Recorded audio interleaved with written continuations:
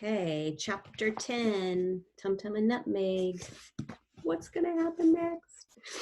The general had never taken on a human being before, and for all his high spirits, he knew he had quite a fight on his hands. Now that he was retired, he kept little ammunition about him, and he would be hard-pressed to get hold of any more at such short notice. And even if he could, he suspected it would be of little use. The Royal Mouse Army's guns would be much too small to wound a human, and a whole round of machine gun fire would barely even scratch an adult's skin. If he were to launch a sustained attack on the Rose Cottage living room with bombs and hand grenades and cannons, he would probably send the enemy's bed up in smoke. But then the whole cottage might burn down and Nutmouse Hall with it. That would not do at all, the general thought sensibly, scratching his forehead with a floury paw. This will require a much more subtle strategy. He decided to consult his 11 brother officers when they arrived for dinner. They were all Army veterans like himself, and between them they would be sure to come up with something. "You are in safe hands, Mrs. Nutmouse," he said reassuringly. "My colleagues and I have fought mightier enemies than this one." He could not actually think of any, but nonetheless. "Now, you run along home to your husband, and we will discuss the crisis over dinner," he said, patting her shoulder. "And after pudding and port, we will proceed to Nutmouse Hall and set up our military headquarters in the library. Leave your front gates unlocked so we can come straight in. And you, Poppet," she said, turning to his wife, "you will accompany us to the hall and assist Mrs. Nutmouse with the catering. We will bring as much food as we can muster. We must be prepared for a siege. Siege. That's a hard word to say. It means like a sustained attack." "Is that clear, ladies?" he asked when he had outlined the plan. "Oh, yes," they chorused, for the general always spoke clearly. "Good," he said. "Now, synchronize watches. It is just gone 28 minutes before 1700 hours. Mrs. Nutmouse, you can expect us to arrive at 2100 hours precisely." In actual fact, by the time the General Marchmouse and his party trooped through the gates of Nutmouse Hall, it was nearly 10 o'clock. Dinner had been later than expected, and the general had forgotten to put the oven on. Each mouse was dressed in his red and green military uniform and was carrying a big canvas kit bag and an assortment of ammunition. General Marchmouse was the most generously armed. He had a pistol and a holster in his belt and a long string of grenades looped around his chest. Another officer, a peppery gray mouse called Colonel Acorn, was carrying a sword and a silver scabbard encrusted with little red jewels.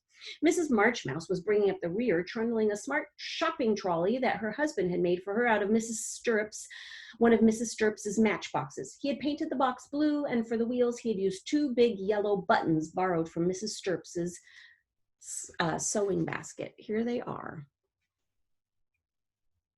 The trolley was full of provisions. There was bread, butter, milk, eggs, and the remains of the fish pie, a cold leg of lamb, a tin of shortbread, 2 dozen freshly baked scones, and a chocolate cake with crystallized cherries on it. My goodness. There were also some cans of peaches and pineapples and a box of strawberry creams. "Did you have any trouble getting across the kitchen?" Nutmeg inquired, taking their coats in the hall. "No trouble at all," the general said breezily. "The enemy is lying low." Nutmeg felt a pang of unease at hearing him sound so jaunty. She knew Aunt Ivy wouldn't lay low for long.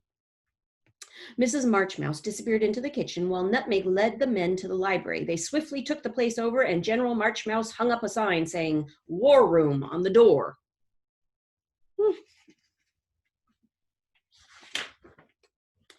Then the officers started rearranging the furniture. The sofas and the chairs were all pushed back against the wall, and Tumtum's desk was pulled into the middle of the room and covered with toy soldiers.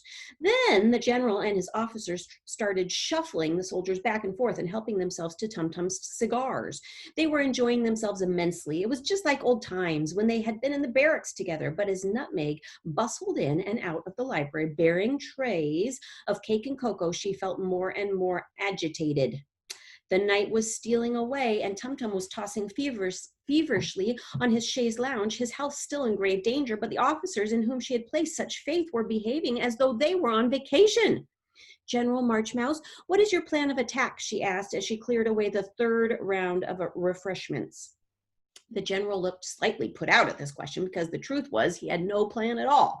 Fighting moles and rats was one thing, but a human enemy required a wholly different strategy. And though he and his brother officers had racked their brains all through dinner, they hadn't come up with one. As a result, the general felt as though he were on the defensive, and it was a position he disliked. "I'm not at liberty to divulge tactics, Mrs. Nutmouse," he said pompously, puffing out his chest. "Oh, of course, I quite understand, General," Nutmeg replied tactfully, taking along his empty mug. "Well, anyway, I'll be in the living room tending to Mr. Nutmouse if you need me." General Marchmouse huffed dismissively, but his brow was furrowed. Mrs. Nutmouse was a housewife, of course, but it occurred to him that perhaps he should have consulted her. After all, she knew more about Aunt Ivy than he did. "One moment, please, Mrs. Nutmouse," he called after her as she made for the door. "You may be able to assist us after all." "He is a little bit snooty." The general swept a pile of maps off the sofa, and Nutmeg sat down, balancing her tray on her lap. "We're building up a profile of the enemy, Mrs. Nutmouse," he said, standing over her. He was speaking very slowly, for he imagined that Mrs. Nutmouse might find this sort of talk hard to understand.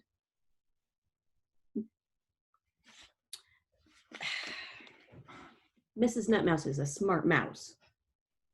"We are drawing up a list of her weak points," he continued. "The things that frighten her, you understand. The areas in which she might be most vulnerable to attack. I just wondered, Mrs. Nutmouse, if you happen to know some." The general looked down at Nutmeg eagerly, for he hadn't been able to think of any himself. Nutmeg thought very hard. Weak points. Somehow she had never thought of Aunt Ivy as weak. She wasn't physically weak at any rate. You could tell from the way she had shaken the dresser about. And what might frighten her, Nutmeg thought. What would frighten any fully grown human being? An elephant, perhaps, a lion, a hurricane. She pursed her lips in concentration. It was very difficult, but then the answer suddenly dawned on her. Do you know what it is? Of course, she thought, remembering the one thing that Aunt Ivy was very afraid of indeed. In fact, it was something she knew her to be absolutely terrified of, a terror that had been quite clear on that fateful night when Aunt Ivy had seen herself and Tumtum on the landing. But Nutmeg was worried that the general might think her silly for suggesting it. "Does anything spring to mind, Mrs. Nutmouse?" he asked impatiently, fingering his whiskers.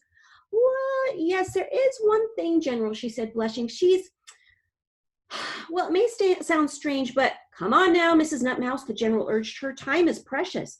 "Well, General," Nutmeg said falteringly, the truth is Aunt Ivy is terrified of mice." The other officers all looked up in astonishment. "Mice, Mrs. Nutmouse?" General Marchmouse repeated, incredulous. "The enemy is afraid of mice? Afraid of us?" "Quite so, General," Nutmeg replied. "You should have seen the commotion when she caught sight of me and Tumtum on the upstairs landing. The way she carried on, shrieking and wailing and waking the whole household. Why, you would have thought she was more frightened of us than we were of her." Were either you or your husband armed at the time, Mrs. Nutmouse?" the general asked. "Were you carrying guns or what have you?" "Armed?" Nutmeg repeated, astonished. "Of course not, General. What an extraordinary suggestion." "So why was she frightened of you?" the general asked, looking very confused. "She just happens to be frightened of mice, General," Nutmeg replied. "Some humans are, I'm told, even fully grown ones. I suppose it might explain why they've invented mouse traps." General Marchmouse was pensive. That means like thoughtful, contemplative. "This changed everything. Forget the grenades and the pistols. The mice could frighten the enemy simply by saying, 'Boo!' But frightening her was one thing. Driving her away from Rose Cottage, running in terror for her life, might be harder." General Marchmouse's brain was pounding. He was undefeatable. The Mouse Times had said as much, so he must think of something. Failure was not an option. Forgetting all about Nutmeg, he walked over to the desk and gathered the other officers around him. They bent their heads together and started debating earnestly, using all sorts of military mumbo-jumbo that Nutmeg wasn't sure about. But as she sat watching from the sofa, clutching her tea tray, a dazzling idea began to play itself out in her mind's eye, and it became more dazzling by the second. "General Marchmouse," she cried abruptly. "Just a moment, please, Mrs. Nutmouse," the general said airily. "We're trying to formulate a plan." "Well, perhaps you'd like to hear my plan," Nutmeg said firmly. They all turned to face her. Oh, she's being assertive, right? Remember from second step? She's being assertive. She's speaking up for what she needs. They all turned to face her. Well, fire away then, the general said grudgingly, vowing to himself that this was the last time he'd let a woman into his war room. Excuse me?